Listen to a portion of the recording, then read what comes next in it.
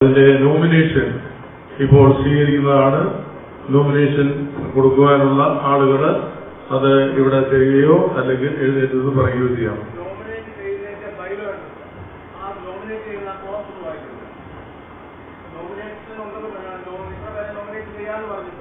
ഏതിന്റെ നോമിനേഷനാണ്?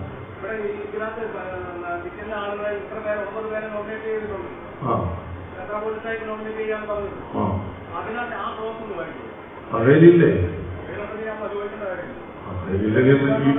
അല്ല, നമ്മൾക്ക് ഇതിനകത്തുണ്ട്, അതനുസരിച്ചല്ലേ ചെയ്യുന്നത്.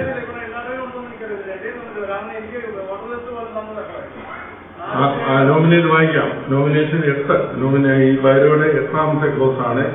ആകെയുള്ള കേന്ദ്ര കമ്മിറ്റി അംഗങ്ങളുടെ എണ്ണത്തിന്റെ 5% പേരെ രക്ഷാധികാരിക്ക് കേന്ദ്ര കമ്മിറ്റിയിലേക്ക് നോമിനേറ്റ് ചെയ്യാവുന്നതാണ്. അവർക്ക് വോട്ടവകാശമില്ല ഒഴികെ മറ്റെല്ലാ അവകാശവും ഉണ്ടായിരിക്കുന്നതാണ്.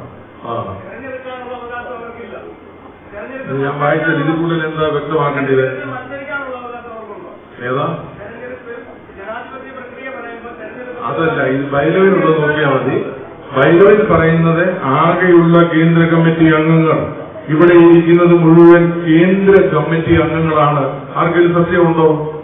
ഇത് മുഴുവൻ കേന്ദ്ര കമ്മിറ്റി അംഗങ്ങളാണ്. കേന്ദ്ര കമ്മിറ്റി അംഗങ്ങളെ ആരാണെന്ന് ഈ ബൈലോയിൽ പറയുന്നുണ്ട്. പള്ളിയിൽ നിന്ന് 2 പേരും വികാരിയത്തിലും തെരഞ്ഞെടുക്കുന്ന വികാരിയത്തിലും കൂടിയതാണ് കേന്ദ്ര കമ്മിറ്റി. ഇതിനകത്ത് പറയുന്നുണ്ട് ആകെയുള്ള കേന്ദ്രീയ കമ്മിറ്റി അംഗങ്ങളുടെ 5% സമുദായ മെത്രാപ്പൊലീത്ത രക്ഷാധികാരി എന്ന രീതിയിൽ തെരഞ്ഞെടുക്കാവുന്നതാണ്. അവർക്ക് വോട്ടവകാശം ഒഴികെ മറ്റെല്ലാ അവകാശങ്ങളും ഉണ്ട്. അവർ വോട്ട് ചെയ്യാൻ പറ്റത്തില്ല.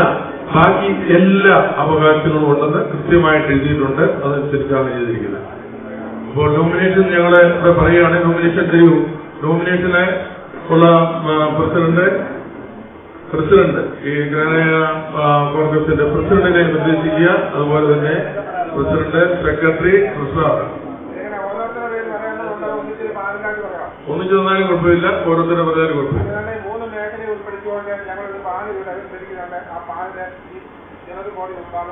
ഒരാള് പിന്താങ്ങണം. ഒരാൾ നിർദ്ദേശിച്ചു, ഒരാളെ പിന്താങ്ങണം.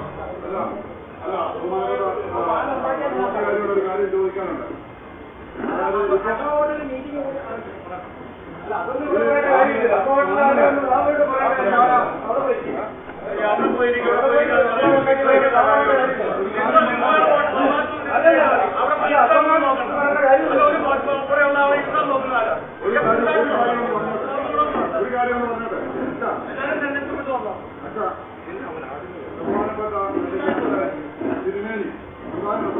കൽപ്പനയിലൂടെ പള്ളികളിൽ അറിയിച്ചത് കേന്ദ്ര ഭാരവാഹികളുടെ തെരഞ്ഞെടുപ്പെന്നാണ്.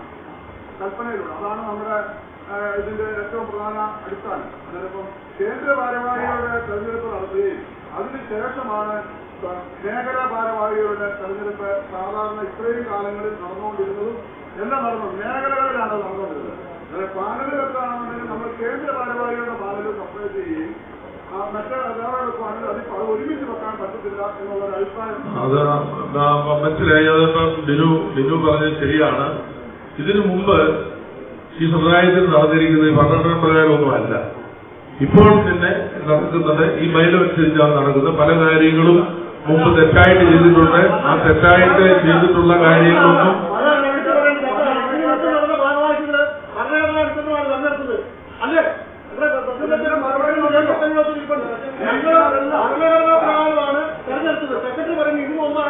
അല്ല, ഈ ബൈലോ അനുസരിച്ചാണ് ഞാൻ പറയുന്നത്. അതായിരിക്കാം, അതെനിക്കറിയത്തില്ല, ഞാൻ അതിനകത്തില്ലായിരുന്നു. ഇപ്പോൾ നടക്കുന്നത് ഈ ബൈലോ അനുസരിച്ച്. ഇപ്പോൾ നടത്താൻ പോകുന്നത് ഈ ബൈലോ അനുസരിച്ച് മാത്രമേ നടക്കുകയുള്ളൂ. ഈ ഗ്രാനയ കോൺഗ്രസിന്റെ ഭരണഘടന ബൈലോ ഞാനുണ്ടാക്കിയതല്ല, ഇവിടെ ഇരിക്കുന്ന ആരും ഉണ്ടാക്കിയതല്ല. AP ജേക്കബിന്റെ കാലത്തിനകത്ത് ഒപ്പിട്ടിട്ടുണ്ട്. ഈ ബൈലോ അംഗീകരിക്കുന്നുണ്ടോ? ഈ ബൈലോ അംഗീകരിക്കുന്നുണ്ടെങ്കിൽ ഇതനുസരിച്ച് നടക്കും. സമുദായപ്പെട്ട മെമ്പർമാർ വളരെ ഇപ്പോൾ നമ്മുടെ സമുദായ സെക്രട്ടറി അവതരിപ്പിച്ചതായ ബൈലോ നേരത്തെ ഉള്ളതാണ്. കൽപ്പനയിൽ ഈ ജനുവരി 26-ാം തീയതി കേന്ദ്ര ഭാരവാഹികളുടെ തെരഞ്ഞെടുപ്പ് നടക്കുമെന്ന് മാത്രമാണ് പറഞ്ഞിരിക്കുന്നത്. പത്രാപ്പോഴത്തെ ആ കൽപ്പനയിൽ മേഖലാ